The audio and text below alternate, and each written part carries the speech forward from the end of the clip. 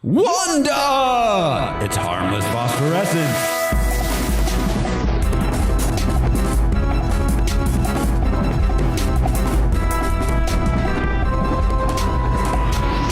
He did it all for the Wandas.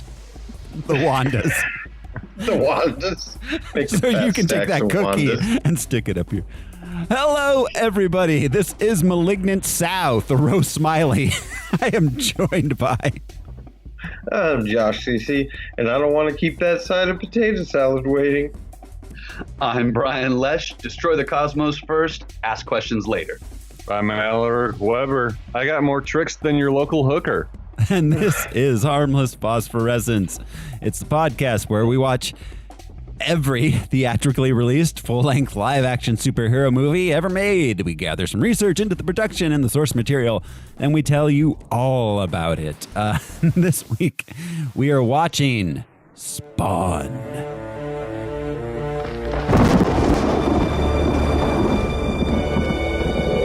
It's time. Imagine a substance with the power to destroy humanity. Imagine a creature insane enough to use it. Imagine a hero on the verge of creation.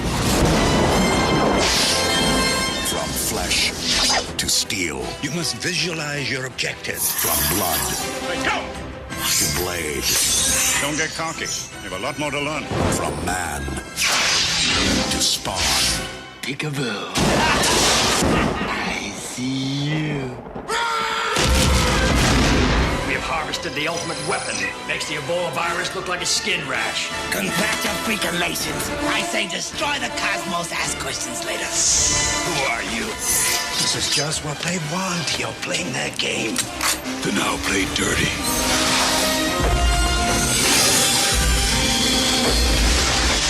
You've been violated, girly man. Use your armor! Now stay sharp. The night is young. This summer, evil has a new enemy. Justice has a new weapon. And the world has a new hero.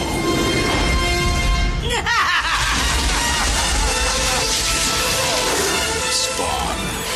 What I find amazing is that Malignant Sal was not said by John Leguizamo. Oh, it was said by Martin Sheen. Yes. Yeah. President Bartlett. Yeah, Jed, man. Yeah, this is Spawn. It was released August 1st, 1997. A blessedly short running time of 96 minutes, a budget of 40. What? Yeah. Mine was an hour 30. I don't know. Yeah, it was like an hour 36 with credits. All right. Yeah. Did we watch the director's cut? I think maybe I did. Yeah. Yeah, I don't know. You didn't miss anything, Josh. With the budget of... No, I think I gained. I think I had to watch more. Oh, no. No. 96 minutes is an hour and 36 minutes. Yeah, I know. I think it was more than that. I don't know. I'm so sorry. Thank you. Thank you for the math. I'm so sorry. That. You're welcome. It cost $45 million. The reason I thought it was longer is because I was reminded of the joke last week. And where like I paused it to see how much there was left, and it was just a crushingly large amount. Yeah. Yeah, that's... How much money did this cost to make? $45 million. Are you shitting me? No. This is... Much money. I know. It made 87.8. You know. I mean, interesting. Yeah, it wasn't a flop, but Jesus, fuck. They must have paid a lot of money for the 15-year-old who did the Flash animation of it. You mean George Lucas? Like, I know ILM was credited. Oh yeah, no. I watched all the way through the credits. They had special thanks to James Cameron and George Lucas. Like, what did those two dudes do for this? Yeah. Except set a impossibly high bar. Melbogia was the worst CG I have ever seen in a feature movie. In a movie that cost $45 million. They all look like reenactment videos. Anytime those animated people, like the army at the end, it looks exactly like a tabloid TV reenactment. Yeah, I was expecting the general to pop up at any moment. Save some time. Yeah, it looked like they were just making it with a PlayStation, like the original PlayStation. His mouth didn't move when he spoke. His mouth, they couldn't animate his mouth moving. Yeah, I don't know why they didn't just put a guy in like a Tenacious D devil suit and like make him look big with a green screen. Well, Violator looked pretty good, and that's because they had a model. That wasn't CG. Right. Yeah. Right. Ugh. Yeah, it was bad. It was real bad. But before we get to that, we have to look at 1997's The Weekend of August 1st box office top 10 of the week. Oh, shit. Where did this movie open? We're going to look at the top 10 movies, and Josh, Al, and Brian will tell us where they think this opened. Josh, let's begin with you. Okay. All right. This is tough. But it made its money back, so somebody went 6. I'll say 6. Josh says 6. Brian? I'm going to say number 3. Brian goes 3. Al? I feel like this was highly anticipated, but it was still an underrated comic book at the time, so I'm going to go with number 2. Al says number 2. All right. So our top 10 box office of the week for August 1st, 1997. At number 10, Face Off. Oh, shit. Number 9, we've got Good Burger, Keenan. Oh, yeah. Right on. Hey, don't forget Kel. Oh, yeah. Yeah, Keenan and Kel. Poor Kel. The world has forgotten Kel, yes. I wonder if Keenan's forgotten Kel. No. Kel gets a Christmas card every year. They still live together. Yeah. Their families. Everybody just lives together.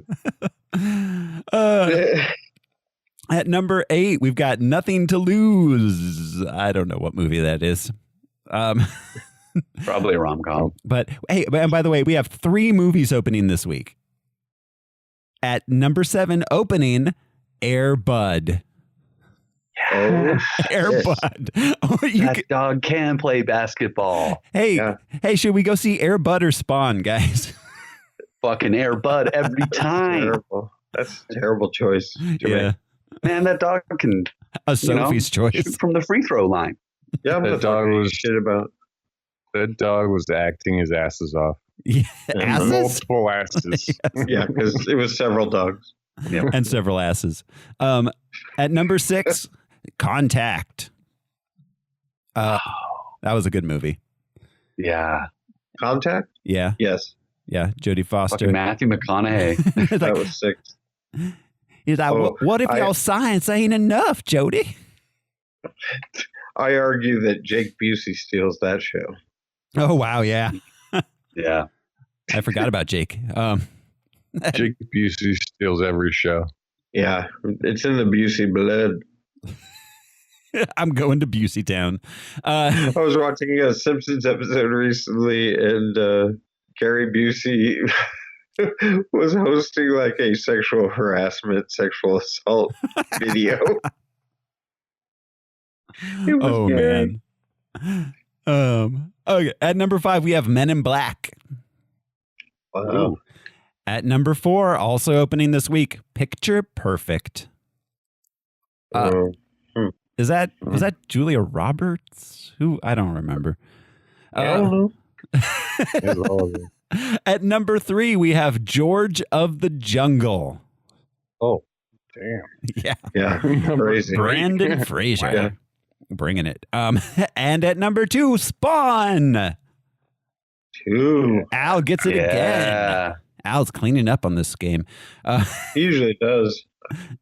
But will you and win? he always goes last. But Al, will you win the Showcase Showdown? Can you tell me what the number one movie of the week was? Oh, damn. Okay, anybody else got any guesses? Anyone have a guess at what the number one movie of the week was? What beat out... What year was it? Spawn? 97? August 1st, 1997. No, we wouldn't get Titanic. Wars. Yes, Al got it. Are you fucking kidding? It was Air Force One? It was Air Force One. These boots be stomping in my Air Force Ones. Get off my plane. Get right here, right now. I wish in episode 7 he had said, "Get off my Falcon." Oh God! Wow! Yeah, man. That would have been a tight close up. Yeah. Get out of my house, because it's his house. Get off my Wookiee. Get into my car. Get out of my. And that is the box office. The best part of the show. Woo! This movie was in fact based on a comic book. Al, what can you tell us about that? Oh, okay. Let's see here. I was like, let me get Wikipedia up really fast. You're like, oh, that's me. Yes, Spawn was created by Todd McFarlane. First appeared in Spawn #1, appropriately. It would have been funny if he had first appeared in like Spawn #10. Published by The Vengeance of Spawn.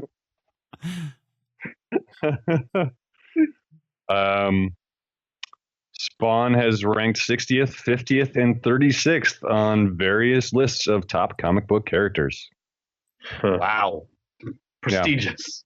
Yeah. So now he didn't even hit what was it? What were the numbers? 60, 50, and 36.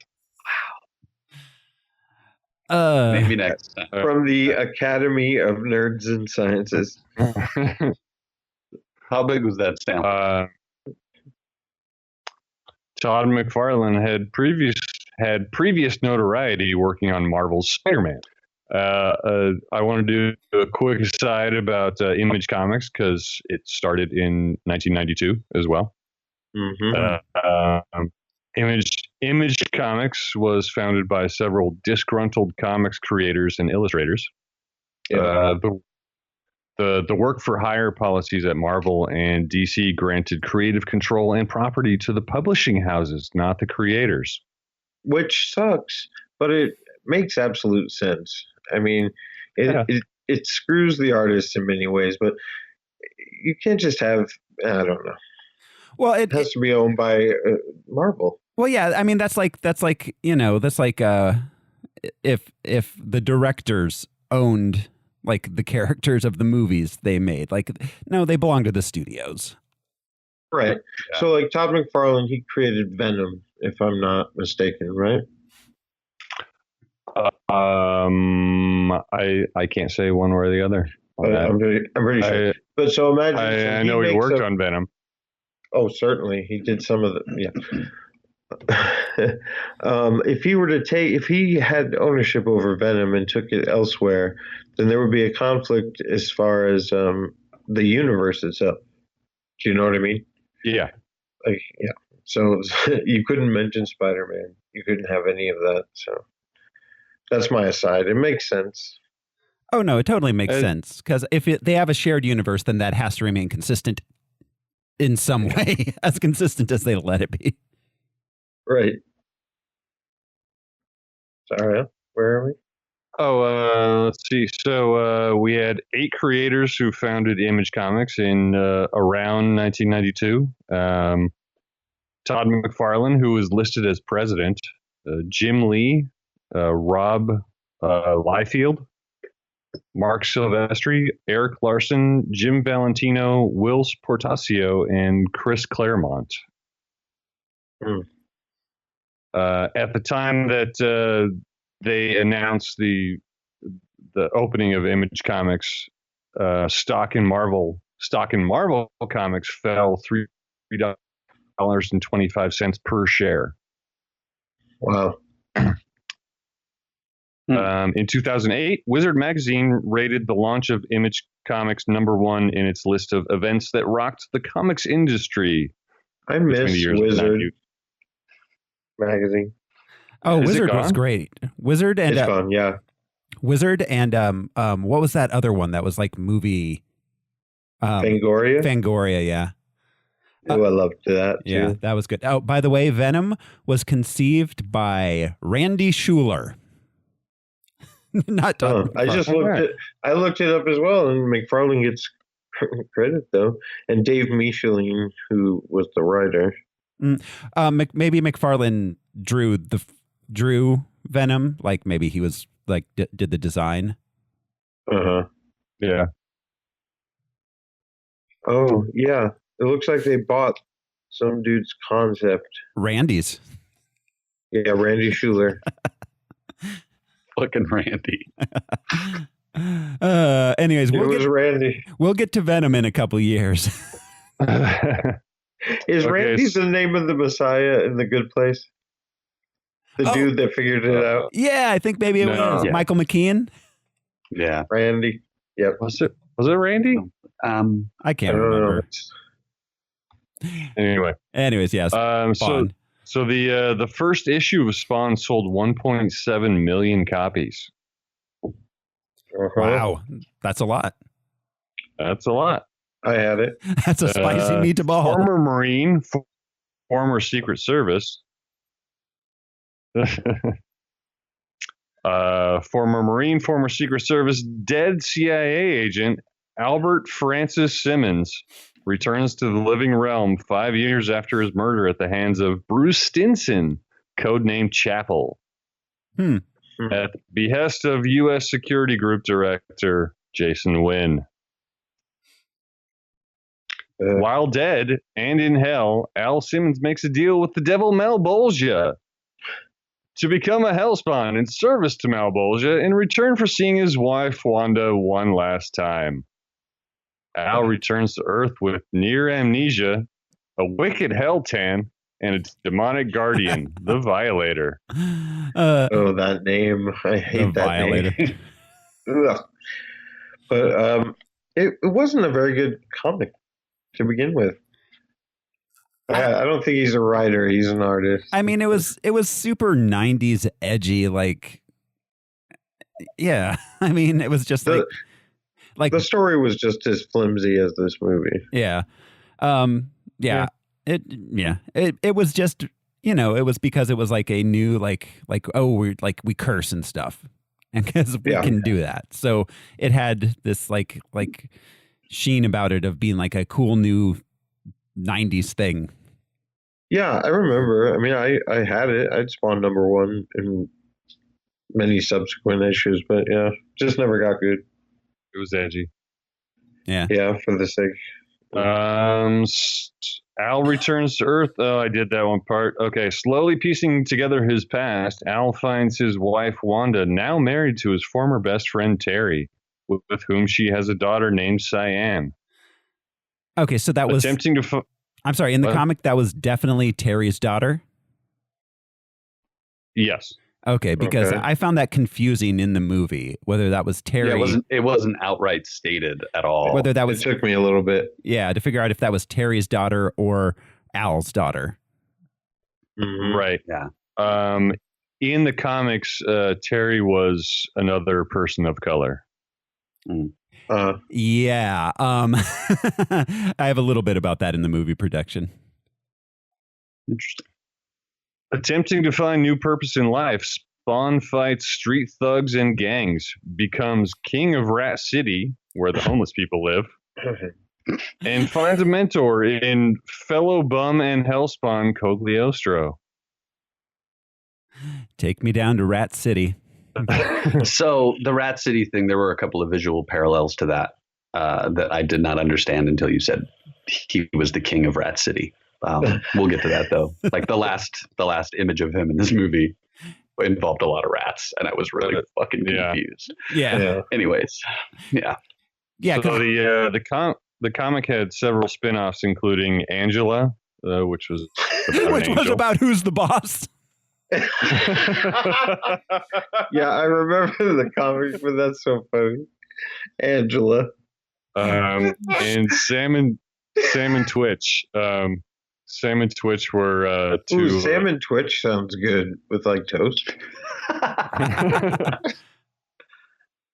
They were two detectives who were prominent in the comic book, who were not seen in this film. No law enforcement.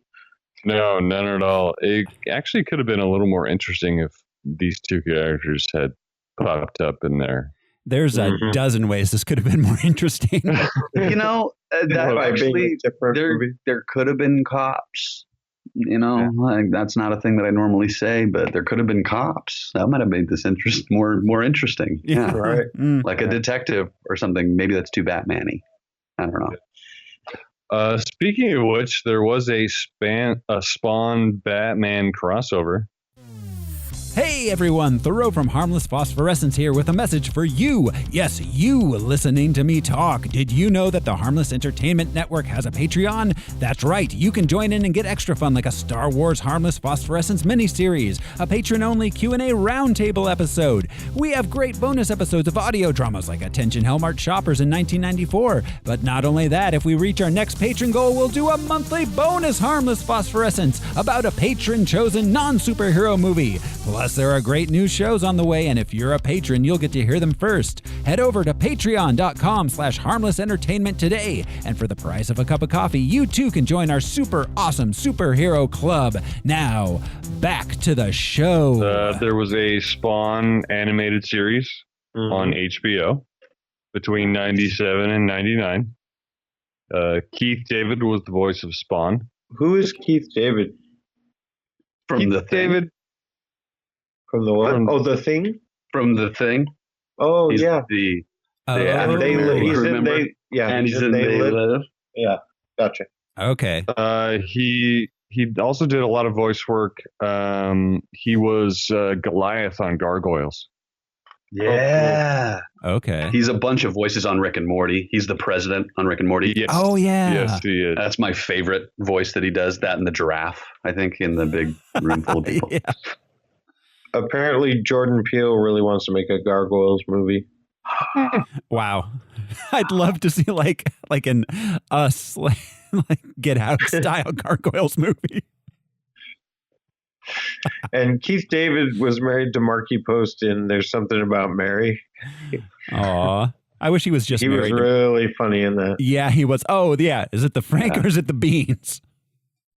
Yeah. I'm just fucking with you, Ted.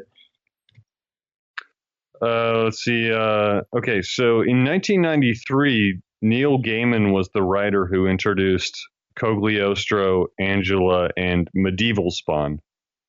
Medieval around Spawn. 2000. Medieval Spawn? I remember that. Same.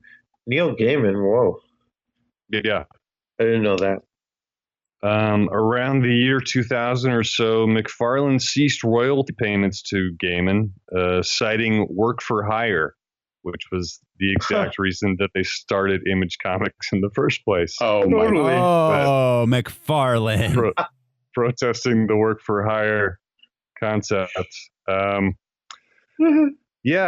courts would find in favor of Neil Gaiman, deciding that he had a 50% stake in the characters, being the writer. What? So it's all about the freedom, the creative freedom to own your own creation until it's your money you're losing, huh, Todd? Right. Wow. Yeah. That's all I got. All right. Thank you, Al. Yeah, that's pretty much sums up Spawn. Which brings us. I remember. Do you remember when McFarlane launched his own Spider-Man title? Well, I had that, and it was the first time I can remember where there were like 5 different variant covers. Huh. There was like a regular inked one, then a gold one, then a silver one, then there were two others, but yeah. First time I saw that where it's like buy 5 of the same thing. Do you recall what year that was? I was here and I was going to Cerritos, so maybe 93 or 4. Okay. So yeah, he was still working at Marvel at the time, maybe, or was so that maybe 92, maybe 92 or 1, but yeah, he was still at Marvel, paving the way for the death of Superman. Okay. So that brings us to the movie itself. This was directed by Mark A.Z. Dippe. Or Dip, maybe, I don't know. He worked for ILM, and he broke with ILM to come make this movie and start his own effects company. Oh my gosh, you kidding me? Yes. I mean, obviously we have hindsight to look back on, but it's like I would have stayed at that cushy job at ILM. Right. He went on to direct such cinema classics as Halloween Town High, Garfield Gets Real, It's like an Oprah Winfrey type special. There's a room full of people and Garfield walking around with a microphone. Like, somebody get real. You remind me of John. He's like, when are we going to talk about Mondays? When as a society can we talk about this? The Reef 2, High Tide, Gutsy Frog, Michael Jackson's Halloween. And he's Michael Jackson had his own Halloween? In yeah, it's not on October 31st. It's like in April. From 2017. Michael Jackson was already dead. What? That was the Halloween. His ghost. Oh, no. He's the host with the ghost. No. He's currently working on a Marmaduke live action feature. What? It needs to be made. It needs to happen. People are asking for it. That was a joke I heard recently, and Marge was like, "Oh, don't worry about me. I'm just being Snoopy, like that dog Marmaduke."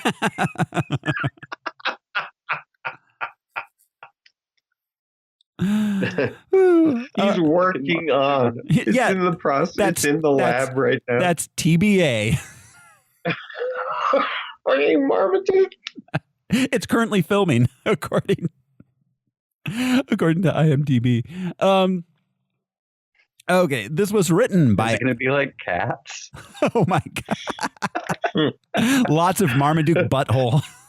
Just a giant dog with a human face. Oh god! Well, if you've been around a Great Dane, if you're sitting on a couch and it backs up towards you, it's almost perfectly level. It's like a telescope. A periscope. This giant ass right into your face. You just grab the tail and put your eye up to it. Yeah. Captain.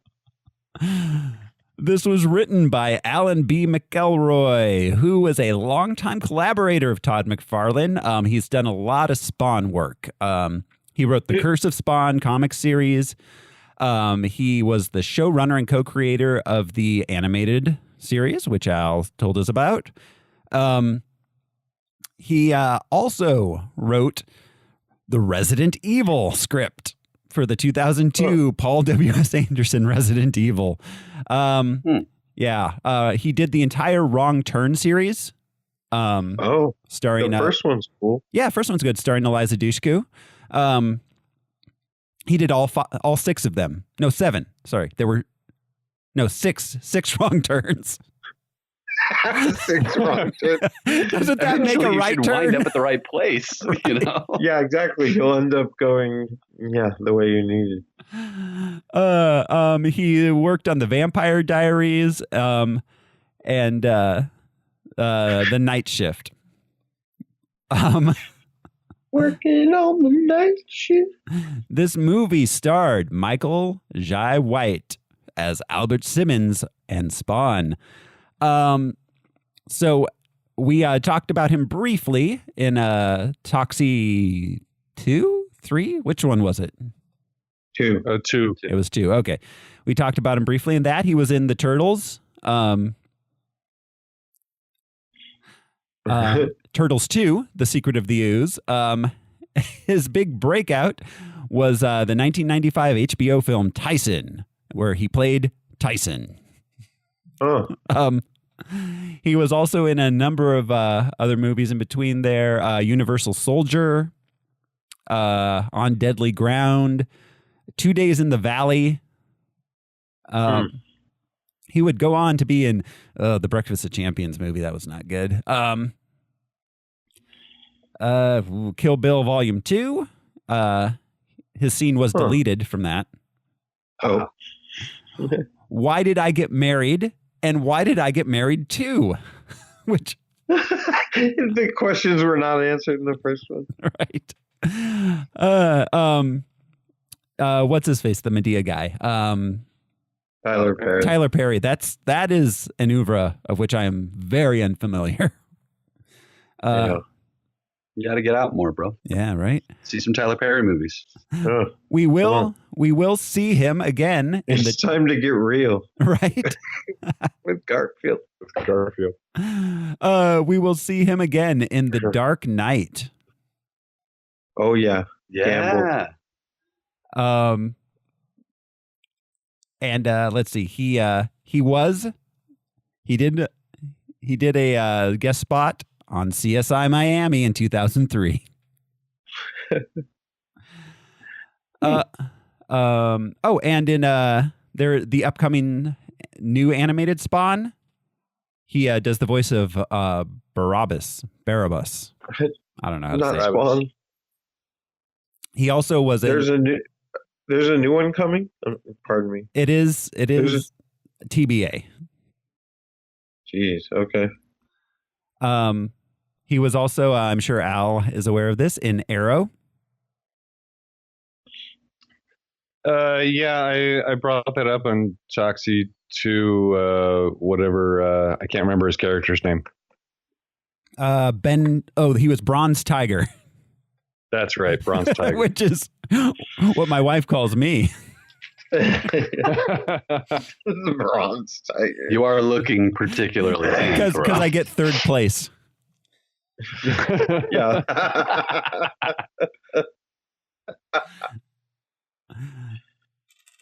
This movie also starred Mr. Martin Sheen as Jason Wynn. What the fuck?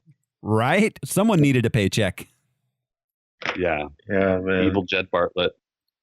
This was just very shortly before that began. Well, when did that begin? Was it 2001, 2002?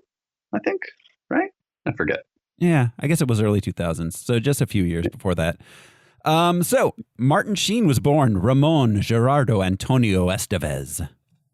Hell yeah, he was, baby. He never legally changed his name. His passport and driver's license still read Ramon Estevez. Huh. I love that. Yeah. So I'll go with Martin Sheen. Yes, interesting. Well, I mean, he came up in the 60s, so he was like, hey, racism. Let's not. Yeah. What do they call that stuff on top of water? I'll be, when oil gets on top of it, I'll be that. Right. He's all, you can call me Max Power. Thanks, I got it from a dryer. In 1963, he made his first television appearance on The Outer Limits. He did a bunch of Broadway stuff. The Subject Was Roses was his big hit. He was later in the film version of that, for which he was nominated for a Golden Globe for Best Supporting Actor.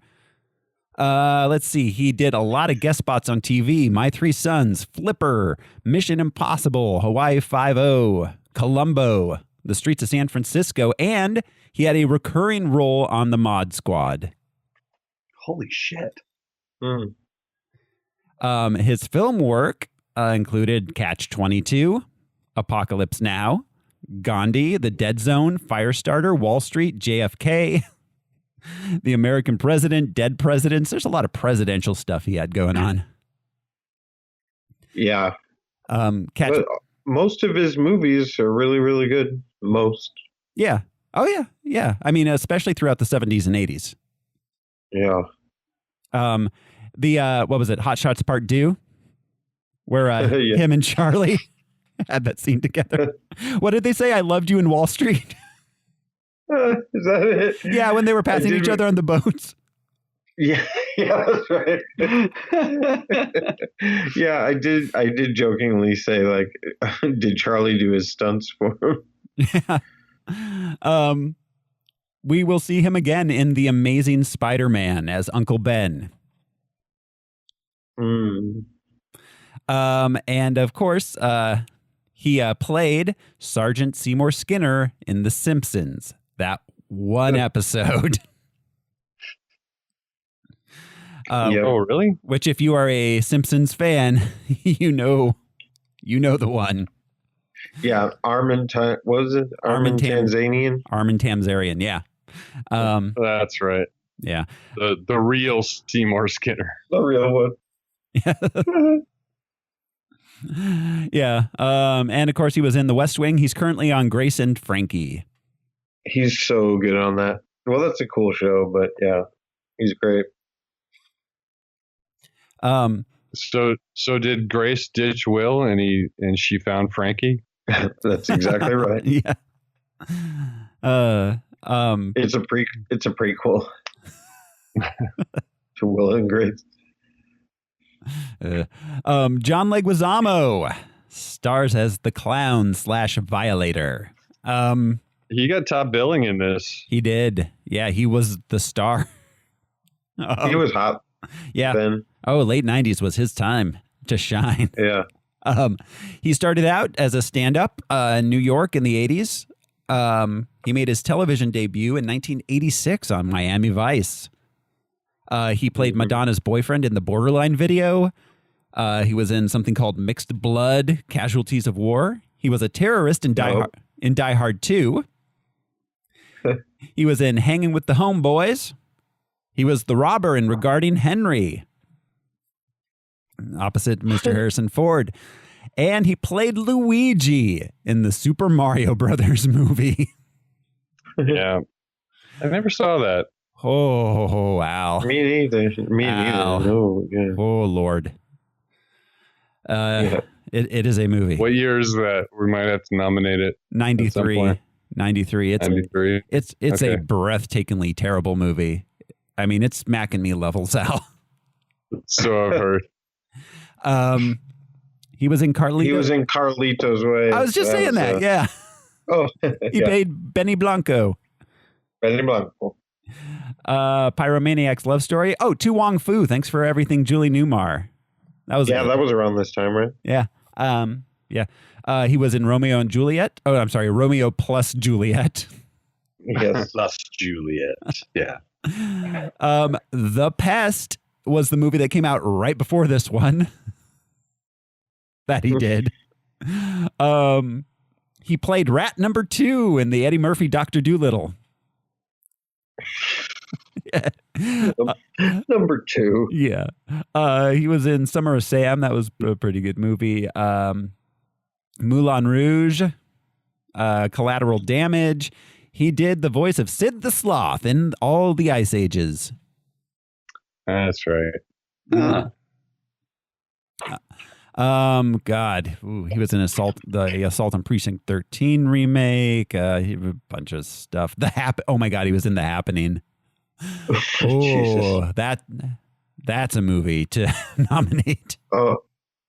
Oh, it pissed me off. It was. I got mad. That was so bad. So bad. He did The Lincoln Lawyer. Yeah, it was great. He was in John Wick, and yeah, he most recently John Wick 2. Yeah. So he had some great stand-up specials on Netflix. I think 2 years ago. I've never actually seen his stand-up. Well, he also did like one-man shows. Yeah, it's more of a one-man show, I would say, yeah. It's filled with humor, but it's also got storytelling and that kind of thing. Yeah, he's really talented, if you ask me. Yeah, but yeah. I don't know. I don't know what he's doing in this. I don't know what anybody's doing in this. I mean, he was going for it in this, whatever it was he was doing. Absolutely. They hung this movie on his back. I mean, that's true. Yeah, he was carrying this sack of potatoes of a movie. Yeah. Michael Jai White had a couple of really funny moments. Yeah. But yeah. John Leguizamo had very few funny moments also. Teresa Randall was Wanda Blake. She was in Malcolm X, Sugar Hill, Beverly Hills Cop 3, All the Bad Boyses, Space Jam, Girl 6. And not much else to say about her. She's great. Yeah. And everything else. Yeah, I was going to say, like a cardboard cutout of a human being. Exactly. Right. In this movie, she stared at the camera and said words blankly. Yeah. Well, it turns out she's like a microbiologist, like a pandemic specialist. Really? That was interesting. Yeah. Well, and we'll get to. And not explored except for one scene in the middle of the movie. Right. Which was very confusing for a number of reasons, which we'll get to. But yeah, exactly. Yeah. We have Nicol Williamson as Cogliostro. His film career began in 1956 when he starred in The Iron Petticoat. He was once described by John Osborne as the greatest actor since Marlon Brando. Samuel Beckett said he was touched by genius, and he was viewed as the Hamlet of his generation during the 1960s. His most celebrated film role was as Merlin in the King Arthur epic Excalibur in 1981. What does that mean, the Hamlet of his generation? He was very big on stage. Oh, he's like the best Hamlet. Like Laurence, the Laurence portrayal. Yeah, the Laurence Olivier of the 60s. Like, yeah. Okay, Spawn, that's just an odd moniker. Yes. Well, and that character that he played is the Neil Gaiman created character too. That's one of the characters. Yeah, weird. I wonder if he got some coin for that. Well, it wouldn't really matter. This was his final film role. He passed away shortly after. Yeah. Wow. Miko, just like Hamlet. Yeah. Miko Hughes starred as Zach, the lovable rapscallion. He was in Pet Sematary. He was one of the kids. Yeah, he was. He was in Kindergarten Cop. Yeah. He got Apollo 13, Mercury Rising. He was the kid in New Nightmare. Yes. And I hope 1994 comes up because I want to nominate that movie so bad. Oh, that movie is incredible. I want to nominate the hell out of it. Fuck, New Nightmare, yeah, is something else. I want to take it behind the middle school and nominate it. All right, go ahead. Miko Hughes also starred as Aaron on Full House from 1990 to 1995. You don't say. Oh, Aaron. Yeah. Was he like the adopted kid or something? I don't know. I have no idea. Oh, he might have been like DJ's boyfriend or something. I don't know. D.B. Sweeney starred as Terry Fitzgerald. Let's see. He was in Francis Ford Coppola's Gardens of Stone, The Memphis Belle. He was starred as Travis Walton in Fire in the Sky. He was in The Cutting Edge. D.B. Sweeney? Yeah, for sure. Shoeless Joe in 8 Men Out. And he was Dish Boggett in Lonesome Dove. I remember him from a series called Jericho. Oh, yeah. Sort of a post-apocalyptic, post-nuclear war thing. Was that the one with Skeet Ulrich? Yes. Okay. Yes, it was. Skeet. And Lil Jon. I wonder if Lil Jon and Skeet Ulrich have ever met. Where do you think he got the idea? Yeah, exactly. You wrote that song about Skeet Ulrich. Yeah, it's not slang for anything. He's just talking about Skeet Ulrich. If they haven't, let's make that happen. This is my favorite DB Sweeney credit. He played John Galt in Atlas Shrugged 2. Still shrugging. That's where I recognize him from. What? That's hilarious. Not that I watched the movie, but I like followed the production of those because they were like the worst capitalistic endeavors ever.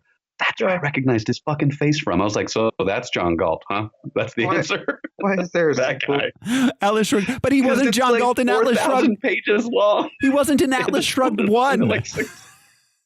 Well, because John Galt's not in the first part of the book. Okay. Anyways, I don't read this book. It's terrible. It's so bad, I've only ever read The Fountainhead. That was enough for me.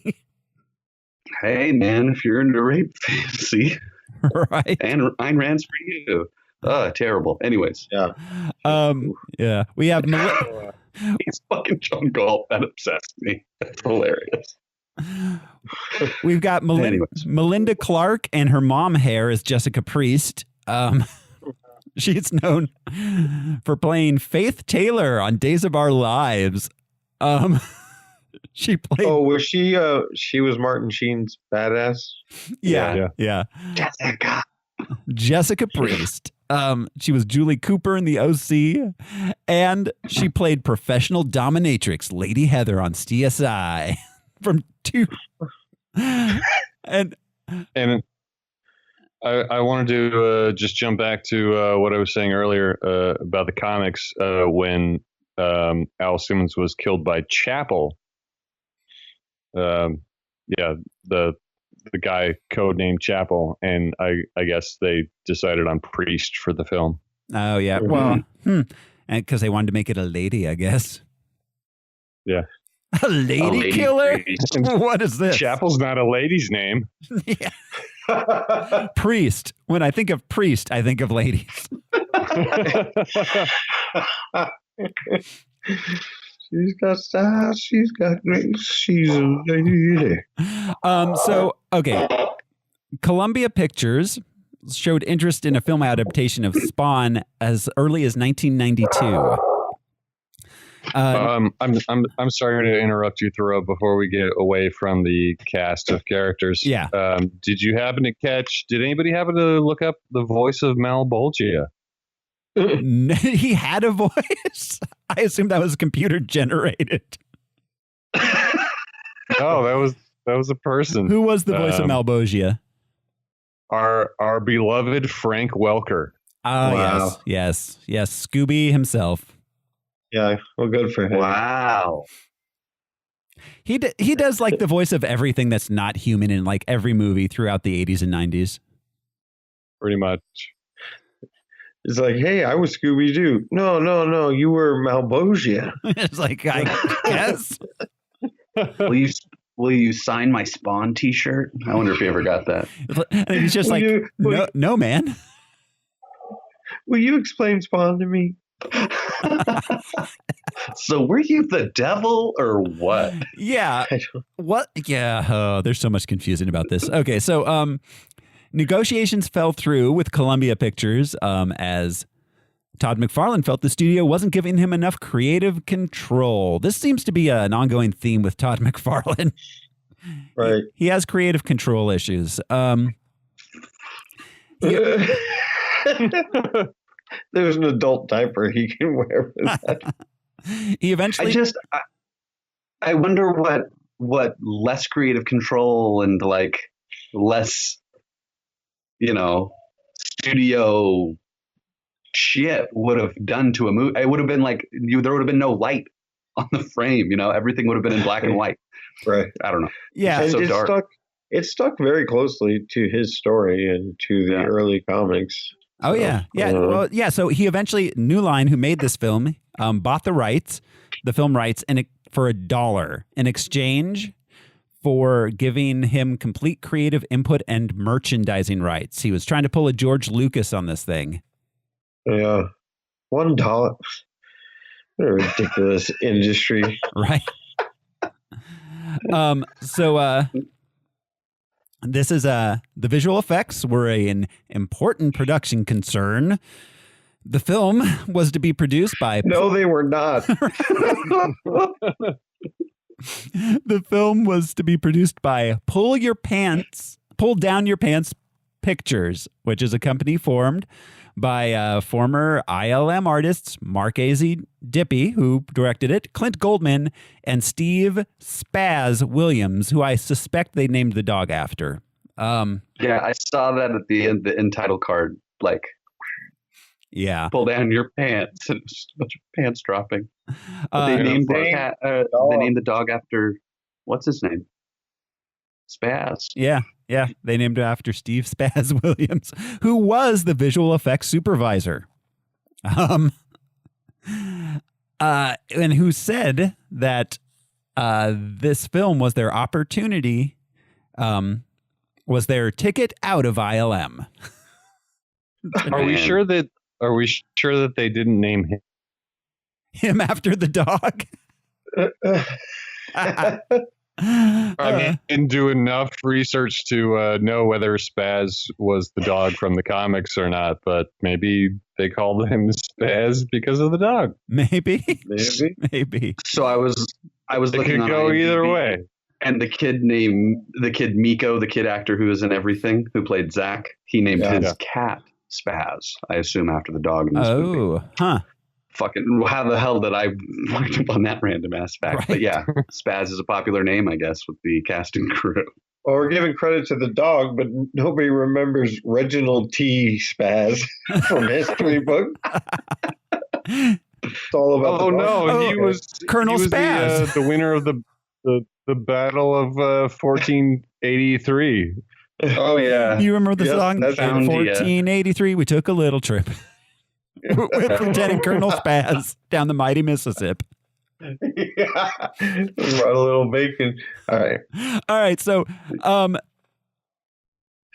Terry Fitzgerald was, as Al stated, African American in the comics. In the film, this was changed. Todd McFarlane explained that this change was made by the studio to avoid having too many African American leads, as they believed this would, quote, give the false impression that the film's target audience was the African American demographic. Jesus. Yeah. Wow. So yeah, that's what that was. Let's see, on March 3rd, 2020, about a month and a half ago, McFarlane stated that Spawn, the movie remake, will go into production at some point in 2020.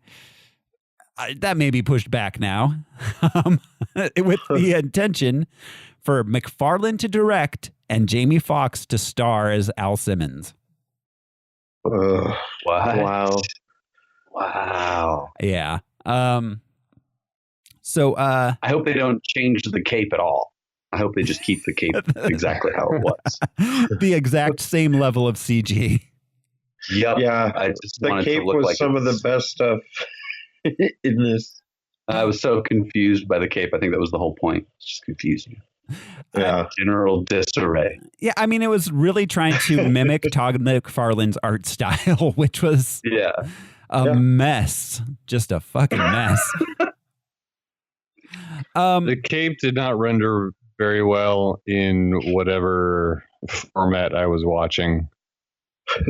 Yeah, it was bad. It was splotchy. It did not render well. No, it did not. This I have a feeling it didn't render well in the theater either, Al. Ooh, yeah. And I think I saw this in the theater. I don't know if anybody else did, but I'm pretty sure I did. I did not. Yeah. The film's soundtrack. They were pulling a Judgment Night. They teamed up techno producers with rock people, and ordered to do the soundtrack. People. The rock. Finally, a treaty has been drafted between the rock people and the tree people. A war for centuries. So this It debuted at number 7 on the Billboard Top 200 and yielded several hits. Can't You Trip Like I Do by the Crystal Method and Filter. A Long Hard Road Out of Hell, which was between Marilyn Manson and the Sneaker Pimps. There were other tracks on here. Let's see. Korn and the Dust Brothers teamed up. The Dust Brothers would later become the Chemical Brothers. Yeah. Oh, is it still Korn Week? It is still Korn Week. Yeah. It's still Korn Week. Korn Week. Off for another 3 weeks. It's Korn Week. The Korn saw their shadows. So it's Korn Week for another 3 weeks. We're in quarantine, so it's quarantine until it's over, I guess. Quarantine. Oh, no. Quarantine. Oh, God. This movie was reviewed by Siskel and Ebert. As I mentioned, I can't tell a lie. I got a lot of the plot explanation from reading this Newsweek article on Spawn. The movie was all over the map. I couldn't have claimed to figure it out, and I wouldn't try. What's worse, I didn't care to figure it out. All that it really is about, to me at least, is special effects. I was turned off by Spawn, and ultimately I was bored by Spawn. Well, I dismissed the story basically because I wasn't interested in it, and like all comic book stories, it's a loop anyway because there has to be a sequel, but I thought this was an extremely interesting movie. Really? It was directed by Mark DePay, the man who created the dinosaurs in Jurassic Park. Like those better. And the Mercury Man in Terminator 2. Like that better. And what he does here with his visions of hell, which you didn't even mention, are truly worthy of a medieval artist or Hieronymus Bosch. The visions of what hell looks like in this movie are things we've never seen before on screen. And that dragon-like character, the kind of overgrown gecko, as they call him, who was the beast of hell, that's a wonderful animated and special effects creation. It didn't stand out for me. And then what about Clown? Now, first of all, Clown's wisecracks are very funny. At one point he says, you're George Bailey and I'm Clarence. I thought that was fun. But the other, John Leguizamo plays this character as a fat little midget. And how did they do that? What an interesting creature this is. This character of Clown is more interesting than any villain that Batman has had in his first 4 tries. No, Danny DeVito was more interesting, frankly, playing essentially the same character, but I think playing him seriously. This Clown guy, did you enjoy all the flatulence jokes, all the gas bag jokes and all that stuff? Yeah, that was part of the whole thing. This that's guy funny is to you? supposed At to this be point in your life, that's funny? Funny, Gene. It's not that it's funny. It's that it's part of his personality. He's an extremely obnoxious and hateful little creature. Because the movie is in a disreputable genre, I think you're not looking at the real achievement. Wait a minute. I just said I like the first Batman movie, and particularly, it's not disreputable, it's how it's done. And you're comparing the visual style to Bosch? Well, good luck. Roger liked this. He liked it quite a bit more than Gene. Gene hated it. Roger was very impressed by the special effects. Oh my God. Yeah. And I'm sorry. You can't even say the excuse of like, well, it was 97 for that time. There was already better film animation. I mean, Jurassic. Ultimately, they bit off more than they could chew. Jurassic visually. Park. That's all. Jurassic Park is all I have to say. I mean, come on. Yeah. Melbosia and Hell was unforgivably terrible. Like the special effects in those sequences. Mm-hmm. The rest were mostly passable for the era here and there, but like Melbosia looked like a fucking PS1 cutscene. Yeah. Yeah. It was like, I mean, there was better animation in the Ocarina of Time. Like, it was so bad. Yeah. Seriously. They could have done a lot. Yeah, a lot more with less. Like, look up reenactments. They're usually in like Korean and Chinese television. Yeah. But it's hilarious. Oh, like the Thai, Thailand, the Daily Show used to commission those. Yeah, they were from Thailand, and they would like commission like a weird event. That is what it looked like. Yeah, it was like he kept talking, and his mouth would not move. Right. Like, oh my God. There were some serious perspective issues also, like in scale issues. Oh God, speaking with his mind. Yeah, I guess. Which begs the question, did they have to show him if he was speaking with his mind? It felt like they were showing him off, like they were impressed, like the studio was impressed with what he looked like. Yeah. We got like 7 or 8 solid minutes of this terrible CGI. This should have, he should have been a dude in a costume. Like, that's all there is to it, or a puppet. Yeah. Like, Malbolgia, he showed up several times in the comic. He looked a lot better in the comic than he did here. I bet. But yes, they did have to show him to be somewhat true to the comic books. We did have to see Malbolgia. We didn't have to see him so badly. Yeah. It's a part of growing up. Everyone has to see Malbolgia. Don't play with your Malbolgia, you'll go blind. I'm starting to get hair on my Malbolgia. I had Malbolgia once, but I saw the doctor and cleared it up. I was in bed for 3 weeks. This movie has 18% on Rotten Tomatoes. A well-deserved 18%. Little. It was higher than Supergirl. Yeah, higher than Batman and Robin. Yeah. You know. Speaking of which, Batman and Robin came out like 2 months ago, and that had much better CGI than this did. I mean, for all its faults, the effects looked better. Yeah, they drove on that hand and everything. Yeah. God. All right, so you guys ready to get through this thing? Let's do it. Let's do it. This is Spawn. We open with flames. It won't be the last of them. And a voiceover. Okay, so yeah, right off the bat, that's jarring. Yeah.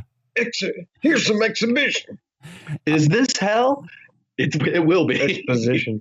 Right. It will be. And the credit. Well, okay, we'll get there. So yeah, we get a voiceover which tells us the battle between darkness and light has waged eternal. Their armies fueled by souls harvested on Earth. The Lord of Darkness, Malbolgia, has sent a lieutenant to recruit men who will help destroy the world in exchange for wealth and power, and provide enough souls to complete his army and allow Armageddon to begin. All Malbolgia needs now is a great soldier, someone to lead his hordes to the gates of heaven and burn them down.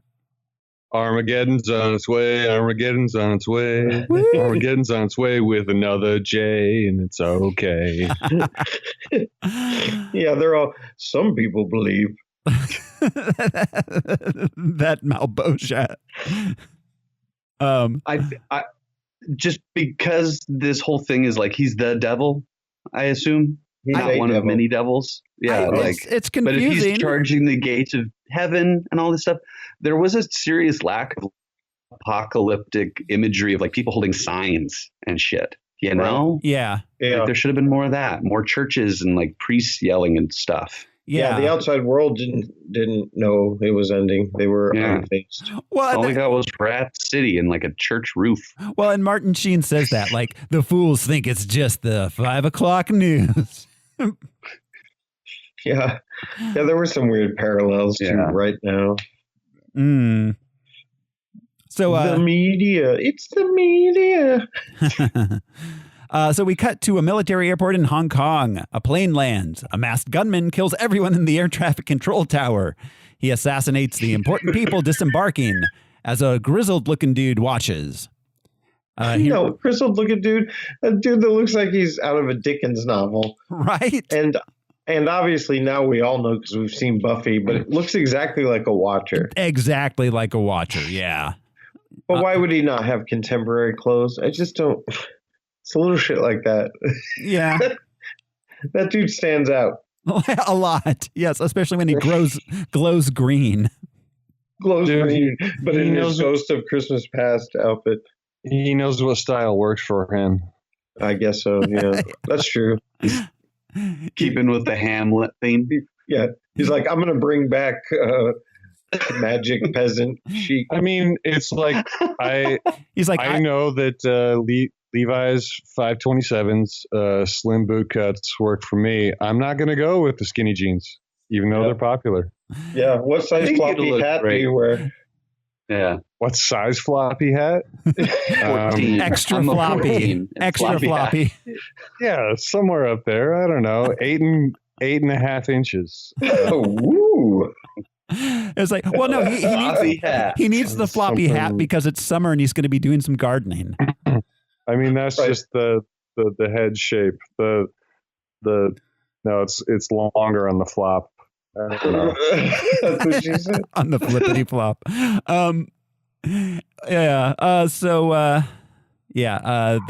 The assassin removes his mask and we see it's Michael Jai White, who will soon learn is Al Simmons. He blows up the tower and leaves.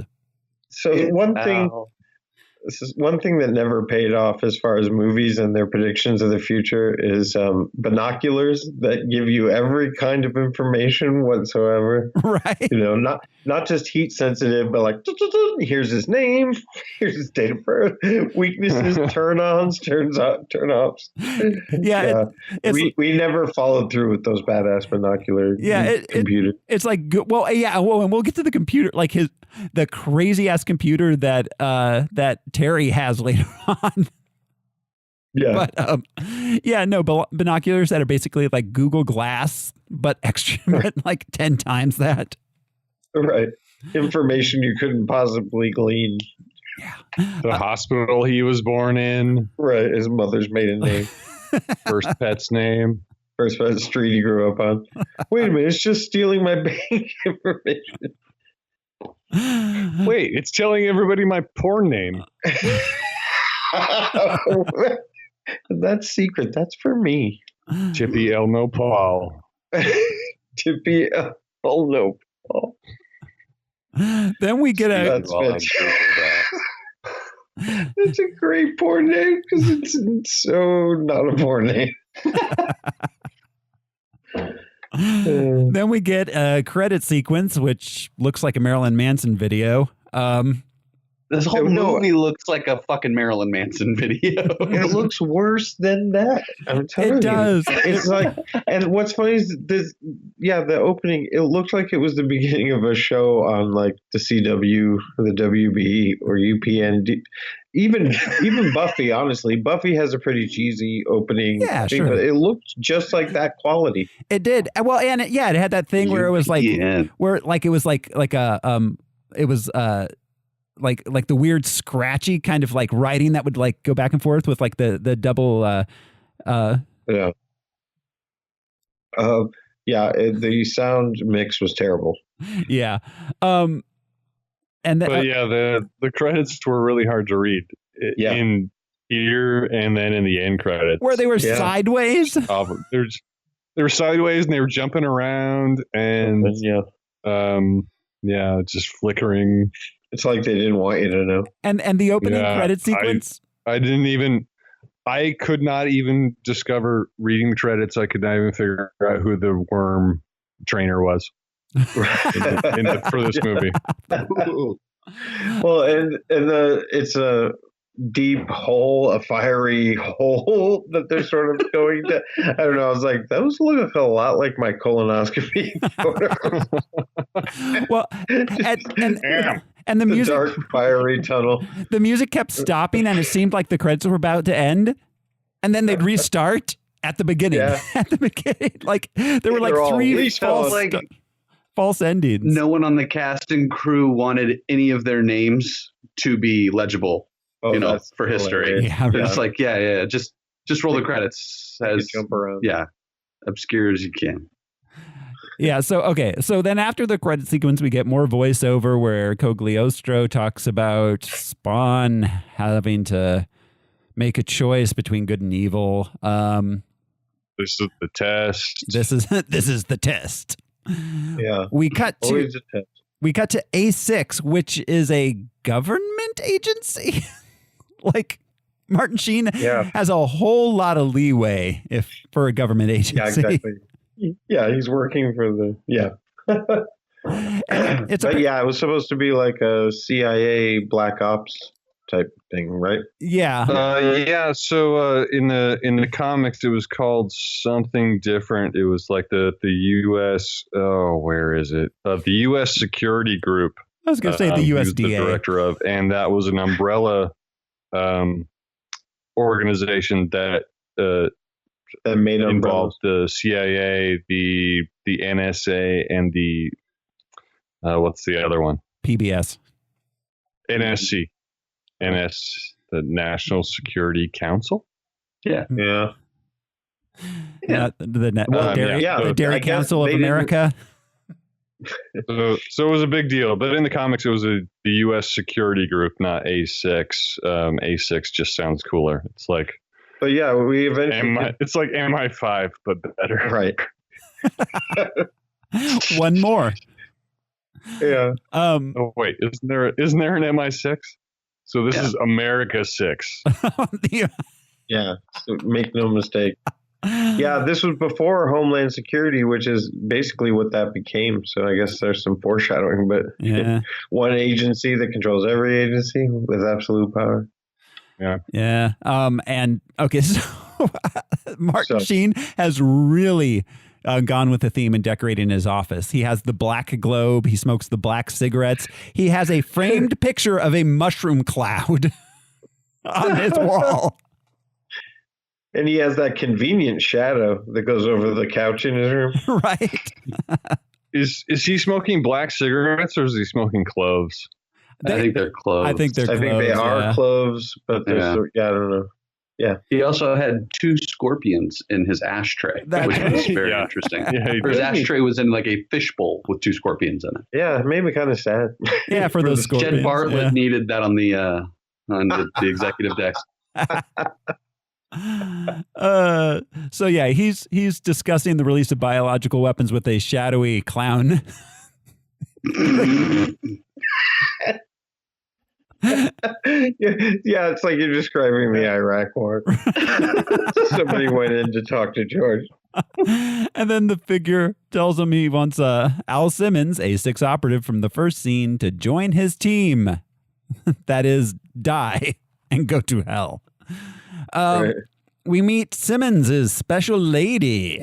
We meet his dog. We meet his partner, Terry. And then they drive to work and discuss the civilians that were killed the night before at the airport. Simmons isn't happy. They drive to work. They carpool. As hitmen, as clandestine mercenaries. Yeah, they carpool. That's what I would do. Yeah, you're right. Saves money. I mean, it is environmentally responsible. So. That's true. They arrive at the office, and Simmons confronts Wynn about the collateral damage. We meet Jessica Priest, another operative, and Wynn tells Simmons that he'll transfer him after a final mission to take out biological weapons in North Korea. Oh, dude, the final mission, it's always a death kiss. Always. It's like, just one more.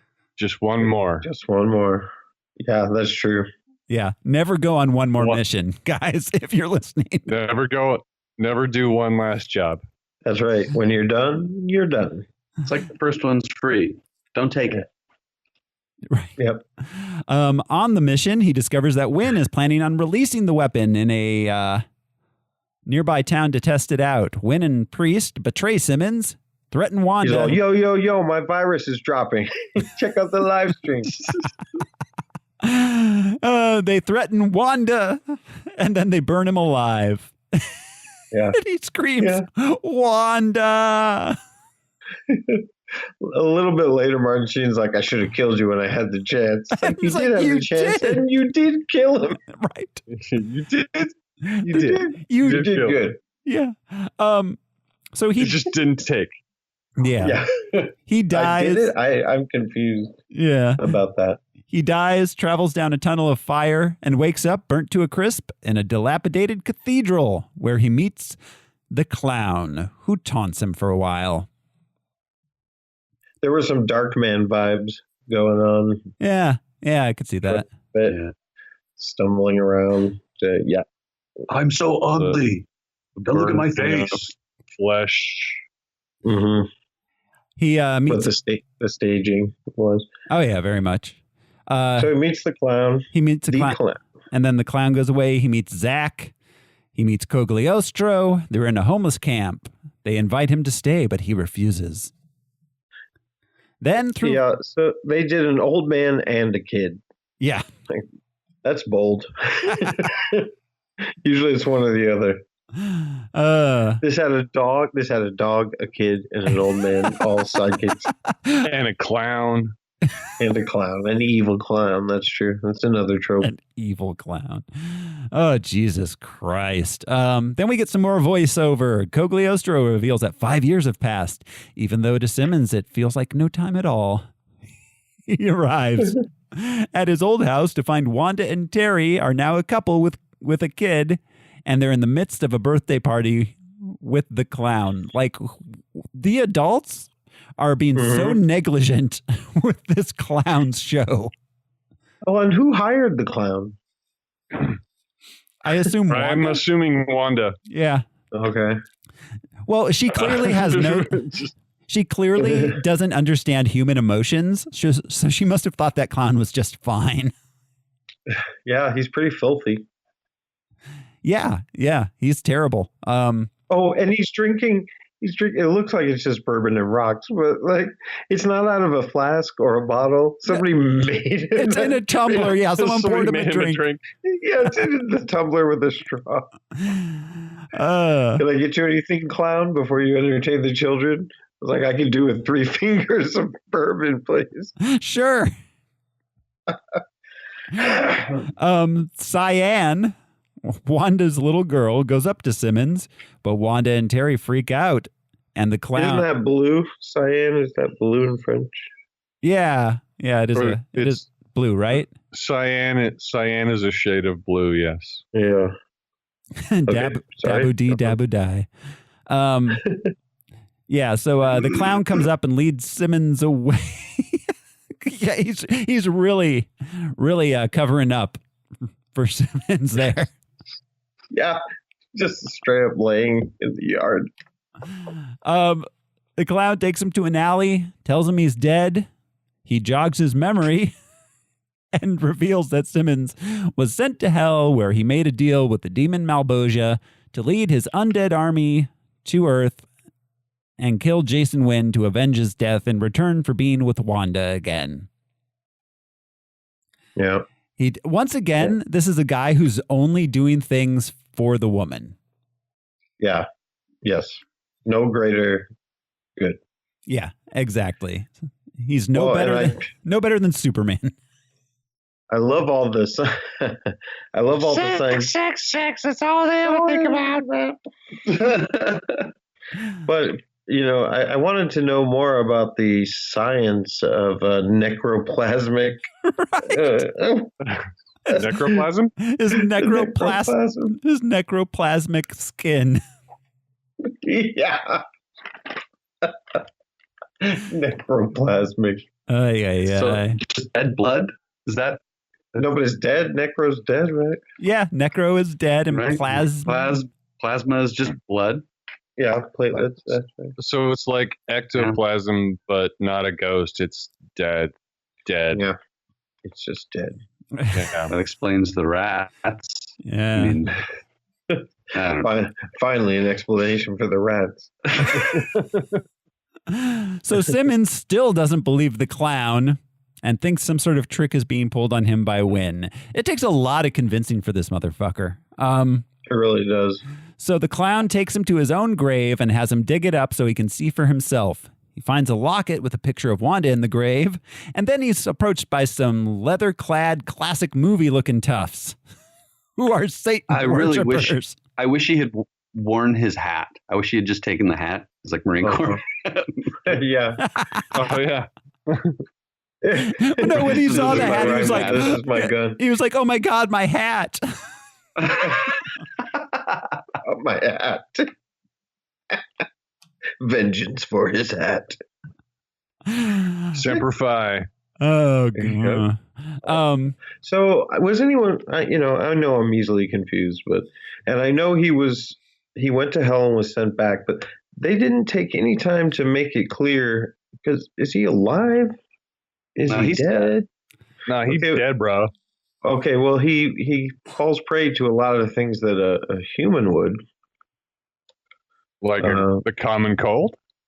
He doesn't eat, I don't think. I mean, stabbing, and what else? Well, there was a single line where you can still kill the dead. You just have to cut their head off. Okay, but he's on the ledge of that building, and then he gets all freaked out that he's going to fall because a chip of it came off the building. Right. And then a few just minutes later, he's sort of flying.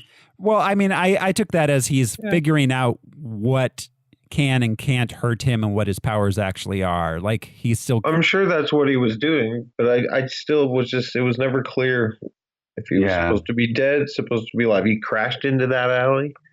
Everyone could see and talk to him. Yeah, I mean, he was dead alive. All right, yeah, I know. I'm picking nits, but all right, cool. Yeah, so the Satanists get scared away, and then the clown tells him. Gives him his name, tells him he's Spawn, general of Hell's armies. Tells him that despite his supernatural powers, he can still die if his head's cut off. Spawn puts the locket. See, I was always under the impression that Spawn was just sort of a generic name, like Hell Spawn. Like, right. Like he just like the clown just called him Spawn, like Spawn. It's like hey maggot, whatever, you know, something like that. Yeah, that makes sense. But then he actually like dubs him Spawn. Yeah. With the shovel. And later on in the movie, Malvolgia says, "Get him, kill Spawn, bring me his head." It's like, what about all these other Spawns? Yeah, that look like Spawn. What are they named? Roger and Terry? No, Terry's already taken. There's 47 Kevins. Yeah. Yeah. Like, I'm Spawn and so's my wife.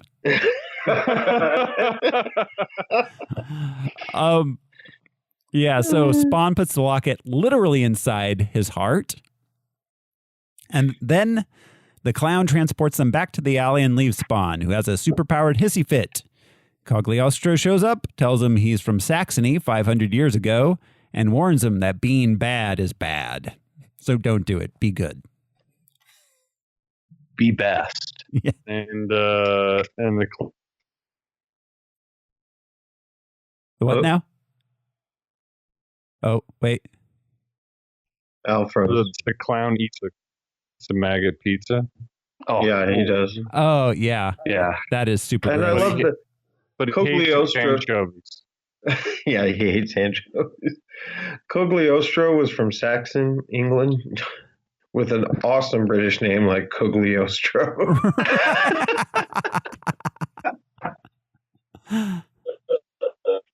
Yeah. I assume that was like his title. I don't speak Italian now. Cagliostro, who was Mozart's teacher. That's right. All right. So meanwhile, Terry arrives and oh, wait. No. Ooh, I skipped some bits there. Okay, so that's fine. Meanwhile, at the headquarters, Wynn is plotting with Jessica Priest to take over the world with a biological weapon he calls Heat 16, which was also the name of a boy band. Wow, yeah, a good one. Yeah, I had Terry was doing some PR work on the 5 o'clock news. Yeah. With the because you really got to punch up stories of your secret government agency, right? Yeah, what the fuck, man? Yeah, he's like, we're really misunderstood. I've never heard of you. Why are you telling me about you? With like a really like alternative looking like 90s newscaster with like the bangs and the black lipstick. Yep. Like I'm really expecting to see her at the Marilyn Manson concert after the movie. I expected to see her in Corto Maltese. Spawn shows up, sneaks in, and gets some guns. He's ready to get some vengeance. Meanwhile, Terry arrives to meet Wynn Terry has been the public face of the agency, has been lying about it to the news. He wants to form a team and find out what's going on. But Wynn threatens Wanda and the kids, so Terry backs down. They leave for the big weapons gala or something. Terry wants to investigate something? He's not really sure what it is that he's investigating, but I want to form a team. I got a hunch. Something's up. Yeah, everything that's happening is really, really like half-formed and unclear. That's what I'm talking about. Yeah, with the dead alive. But did anybody notice Martin Sheen's CD-ROM? That said, like, super secret. It's a special ops. Okay, so he took a label maker and typed out special ops on it and then cut out his label and put it on his special ops CD-ROM. Well, I like to think that Alfred is the one who burned the disc for him and then labeled it, just like Alfred's Bat CD-ROM. Yeah. And it was on a TDK disc. Yeah. Yeah. Yeah, it's good playback. These people, hey, you know, one thing that these late 90s movies have been teaching me is that you have to label your secret files very clearly. You do. So then at the... like he's a very evil villain. You can't just through context clues put that's, you know, a secret disc. He's like, how do I know he's not going to play, you know, some game? No. He's a very evil villain with a label maker. Yeah, I should have said family photos or something on there, you know, to be real covert. That's right. I wish they had involved the label maker more, and like lots of stuff was labeled. Like on this ashtray, it said scorpions. Like the vacation photos. I wish it said like Six Flags 95. But see, then when he goes to show it to his family, he puts the wrong disc in because it's labeled like family photos. It's like, oh man, I forgot. I plan to gas the world. Now you know about my biological weapon. But let's go back and watch that video. I thought it was where we go to Six Flags. Which, by the way, don't go to Six Flags next summer, guys. After Heat 16 comes out. Oh God! Yeah, Heat 16 is going to be rough. Heat 16 and their big hit, "I Love You Girl," parentheses, you know it's me. Parentheses, I'm the one. Comma, answer the phone. Colon. This time it's personal.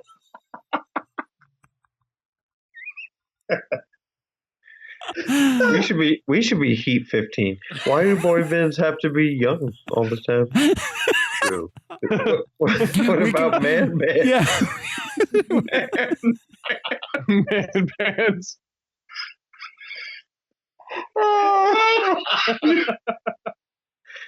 Yeah. So at the gala. Oh, there's got to be a gala. There's always a gala. Wait, is this a ball? It might be a ball. It might be a ball. Either way, they're in tuxedos, right? Somebody's got to save the observatory. Yeah, someone. When there are not a lot of women at the ball, though. No, there's not. It's a sausage that's why fest. It's called the ball. Oh. So Wynn hobnobs with some world leaders, and then Spawn bursts in through the stained glass window and attacks him. Yeah, I wanted to give him credit for knowing the names of all those different gentlemen in their traditional garb. Right. Good on him. They didn't all look the same to him. Who are all too willing to buy biological weapons from a covert government agency? What? Well, that's why they were all there. Why? I mean, this was getting really confusing to me. So the leaders it was like a fundraising gala for those guys. So, but that's the thing. That's what's so That's what's so confusing about A6 is it's like he's getting rich. He's selling this to other governments, but he's works for a United States government agency. Right. Where's the oversight? That's what I want to know. Yeah. Right. You're a congressman. These are important things to, questions to ask. What's the deal with A6? Yeah, I want Kirsten Sinema to answer the questions about Heat 16 and Jason Wynn. Yes. Yeah, I'm sure there's some huge truth there. Cinema, what's the deal with Spawn?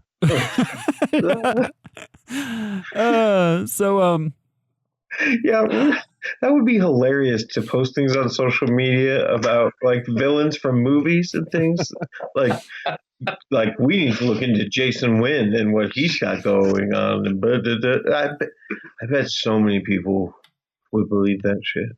Oh God! Wasn't there somebody? Wasn't there something where someone asked Trump about Wakanda? Oh no, oh, man! Or was that just a tweet saying it'd be funny to do it? I can't remember. I think it was anymore. A news report, and that was on the ticker. Like something with trouble in Wakanda. Right, but like you put up an article. You put up a post like Hans Gruber has been leading a secret government agency that released COVID. You're like, Hans Gruber, shit, that sounds intense. Well, no. Did you guys see the so there was an anti-abortion activist who tweeted a picture and they said, "This is what an aborted baby looked like," and the response was, "That's Lord Voldemort from the second Harry Potter movie." Wow. She's like, I know. I want to pass legislation to keep us from saying his name. So, Spawn kills a bunch of government agents, I assume, and then Jessica Priest. Jessica Priest, we hardly knew ye. She was into it, though. What's funny is... Oh, sorry, go ahead. She was asking for it. Oh, my God. In that tight black leather and her mom perm. Yeah, I don't know. There you go. Oh, I was just going to say he confronts Terry after confronting Wynn, and Terry pulls the whole I've got a cyan thing. Yeah. So wait. Have you met Cyan? Have you met my daughter? I have a daughter. Have you met Cyan? Have you met Ted? You're mad now. Wait till you meet my daughter. You came out of your ex-wife's vagina. Oh, Jesus. It's true. That's how babies are made. Right. Yeah.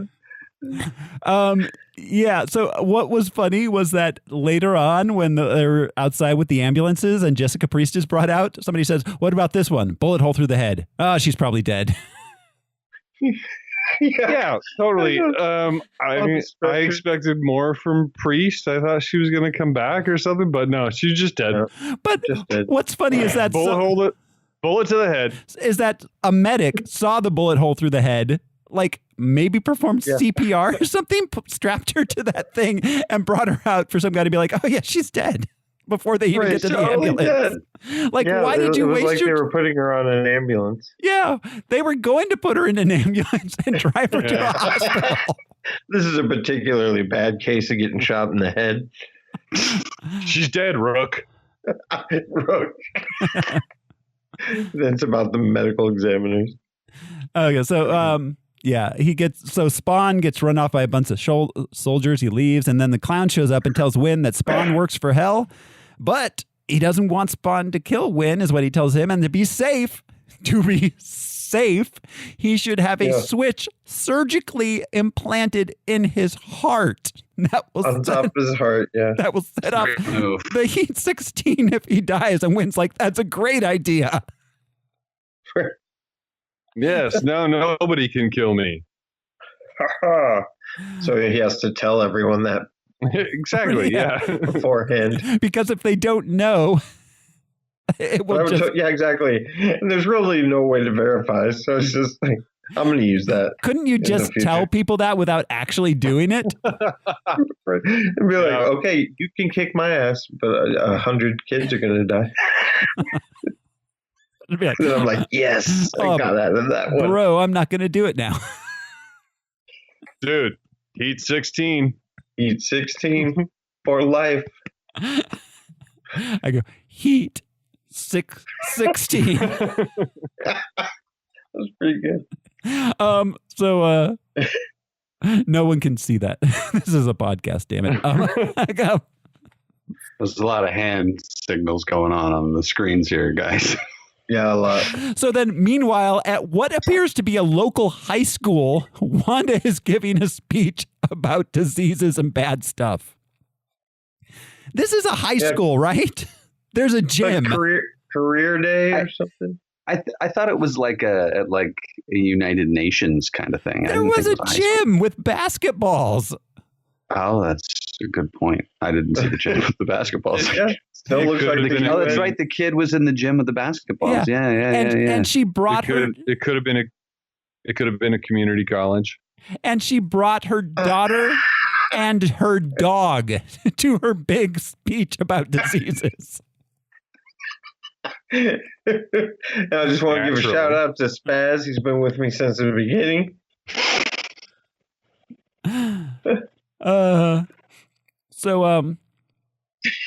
Then Spawn shows up and bonds with Cyan, reconnects with Spaz, but the clown's watching them. I feel like it's been so long, bro. Exactly. What have you been up to? The buddies from his old platoon. Spaz. You smell like bacon. That's my cologne. The clown's watching them. He does that cheerleader thing that I wish I could wipe from my mind. And then terrible. Malboja pulls him back. I mean, they made they had to make a special prosthetic costume for that. Yeah. Malboja pulls him back to hell and gives him a stern talking to. He tells him that Simmons must choose to kill Wynn and release the virus. He's like, but wait until the tiger eats the bile. Then after the speech, Terry arrives and tells them that they're all in danger because of the attack on Wynn. They leave without the family dog, which is a real dick move and something that a 5-year-old child is certainly going to just forget about. Yeah. And then Spawn ends up taking Spaz with him. He's like, you sure you want to do this? You're going to be in for some real shit, man. You take my wife, I take your dog. I call it tit for tat. It's the game I play. That was Al's dog from the beginning. Yeah. It's true. But after 5 years, I mean, it's the family dog. Yeah, after 5 years, it's the family dog, but that was Al's dog to start off with. Yeah. Al named him Spaz. So he did. It's like, you know what? This dog is all over the place. Let's name him Spaz. Yeah, exactly. It indicates a lighter side of Al Simmons that we didn't realize existed. That we didn't know about this contract killer who went to hell and became an agent of the devil. But he has to choose. It's a living. Yeah, right. It's a living. Who is also our protagonist. So back in Hobotown, Spawn protects Zach, the lovable street urchin, from some pretty serious parental abuse. Then, meanwhile, Wynn is having elective surgery. He's wide awake as they as they stick an N64 motherboard into his chest. That thing was huge. Yeah. With a weird X-ray viewer screen thing. Yeah. It was just inexplicably modern technology, quote modern. It was weird. Nothing else seemed advanced, but what the fuck was that machine? Right? And he was wide awake as they cut open his heart. Yeah, totally awake. You may feel a pinch. When we open your chest cavity. and stick a chunk of plastic into it. Right on top of it. Like, oh shit, that was my Yamaguchi. I switched him back. Yamaguchi. Okay, so in a delicious bit of irony, Spawn spends some time in the church hideout with Oliver Twist, i.e. Zach. The clown shows up and gets weird with the kid and his dog, so they fight. Clown reveals his true form. He's the demon, the Violator, although ironically he is not a fan of Depeche Mode. And he's not a pro wrestler. No. The Violator. The Violator. I did like the clown line. I'm going to cut you into 50 pieces and mail you to every state. Yeah. Yeah. He also says the most offensive line we've heard in a long, long time, even Trauma. But he calls a little kid, I believe, a fudge-packing midget. No, Spawn calls the clown that. Yes. Oh, right. Okay. Yeah. That took me back. There's some lines from Not the Clown that are terrible. Yeah. Yeah. Like Martin Sheen calling him the sow, which is a female pig, by the way. Malignant sow. Malignant one. Like what? Yeah. Malignant? I'm afraid it's always going to be a sow. Malignant. So Violator kicks Spawn's ass and impales him on a fence. He tells him to get with the program and kill Wynn and lead Hell's armies. He tells him he and Wynn are on their way to Wanda's house. He leaves, and Cogliostro shows up, who gives Spawn a quick tutorial on his superpowers. Then Spawn he phased in and out. How is he stuck to something? Yeah, I don't know. Okay. Yeah, I don't know about the phasing so much. He doesn't. We never really see him phased, but yeah, he gets stuck to those wrought iron spikes on the fence. Yeah, in certain supernatural. What am I trying to say? In things, iron is. I see what you mean. Is something that the supernatural are prey to or susceptible. Yeah. Yes. Yeah. I'm sure that level of thought was definitely put into this script. No, I know what Al means about that at all. Yeah. It's like, but yeah, iron is something you used to ward off ghosts and stuff. But yeah, I don't think they were thinking about that. They're just like, let's just impale him to a fence. Yeah. Right. Yeah. So yeah, Cogliostro shows him how to use his powers, and then Spawn runs off to stop the clown from getting to Wanda's.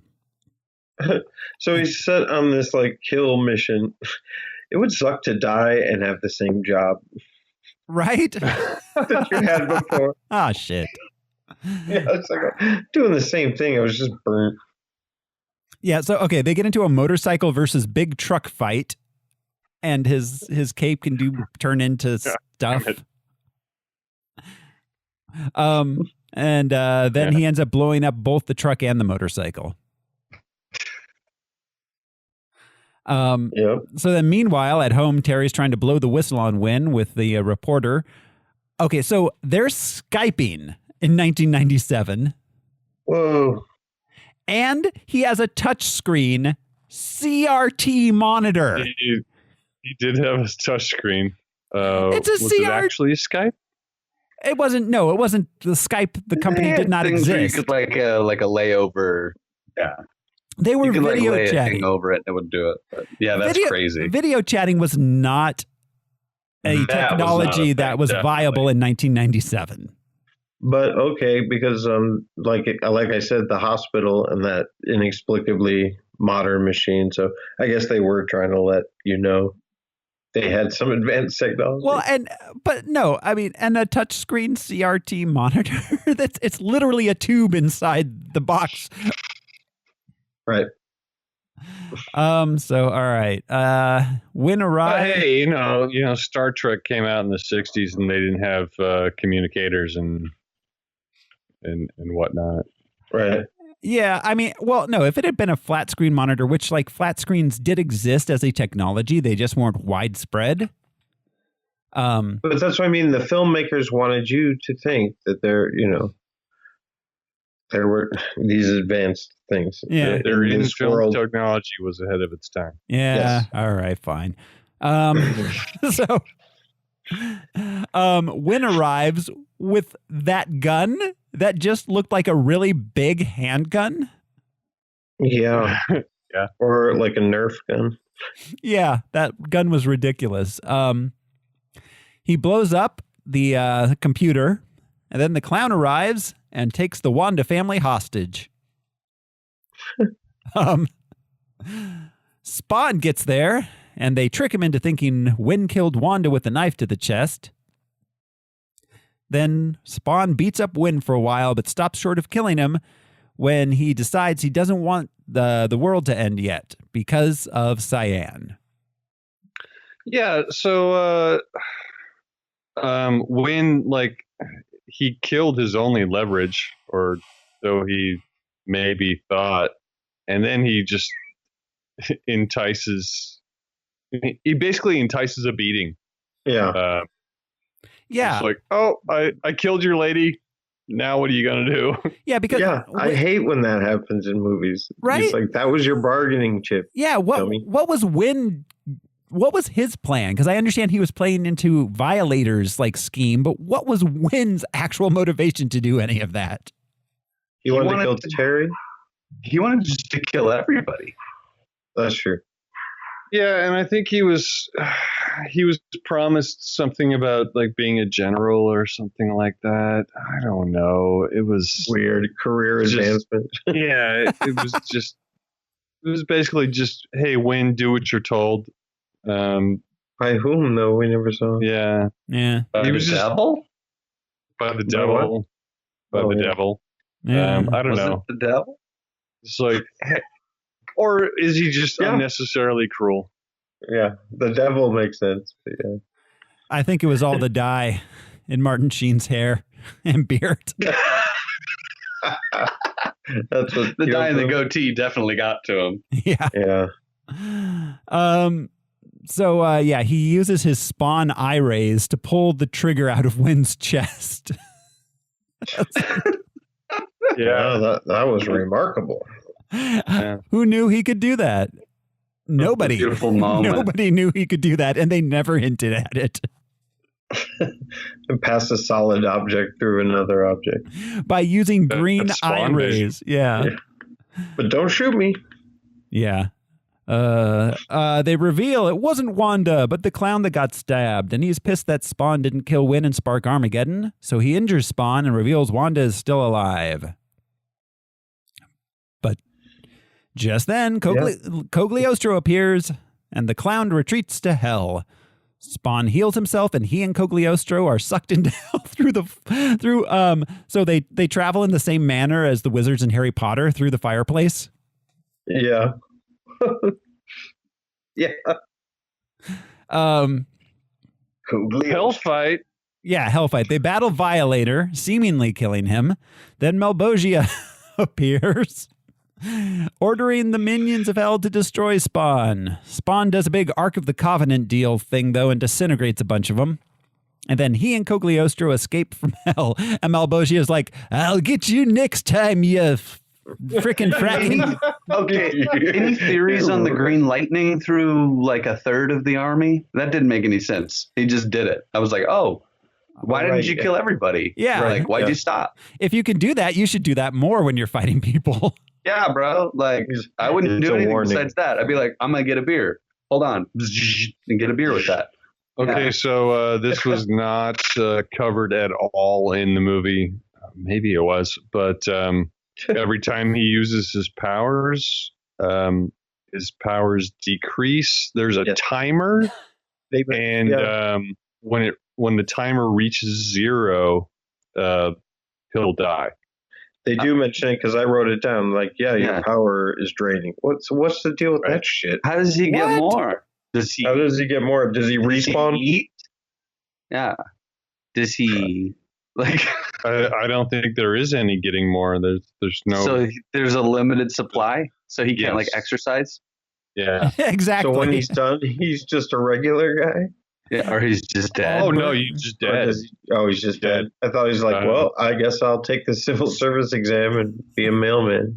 In the comics, there was like a spawn clock that counted down. Oh wow! And when it reached zero, spawn clock. Wow! When it reaches 0, you would die. You know what? That's a device that might have added some sort of tension to this movie. Right, some suspense. Yeah, like, oh fuck, I have to save the world and do it before I die of spawn. Oh, it's hilarious. Whatever. He's walking around, the little kid's actually like, please help save me. He's like, no, man, I can't waste it on you. I might have to fight the big boss at the end. So also in the comics, Cogliostro was like down to his last tick of the clock, and that's why he was not using his powers as much as he would. That would have been cool. And he also said he was too old for this shit, so that's why. They probably wanted him for a sequel, though, because, you know, it's today's Hamlet. Oh, yeah.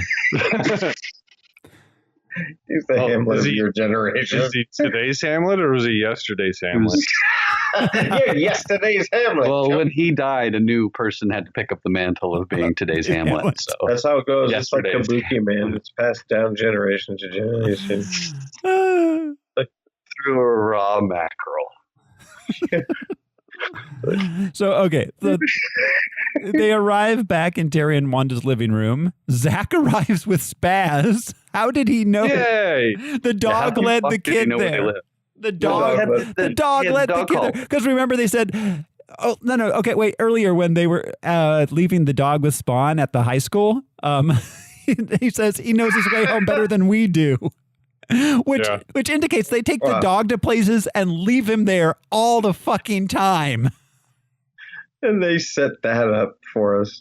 So many things not explained. Okay, so they have a moment, but then Violator shows up and Spawn has to kill him once and for all by cutting his head off. But the Violator gets in a few more of his witty bon mots.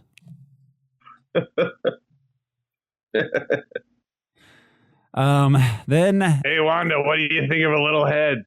And the way he's pushing his head around with his tongue. Violator. I loved his show at the Hollywood Bowl. The poster's just him like suddenly Violator.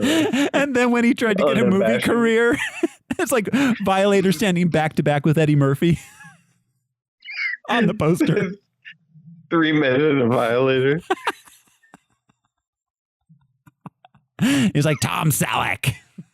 How about a mustache ride? I don't know.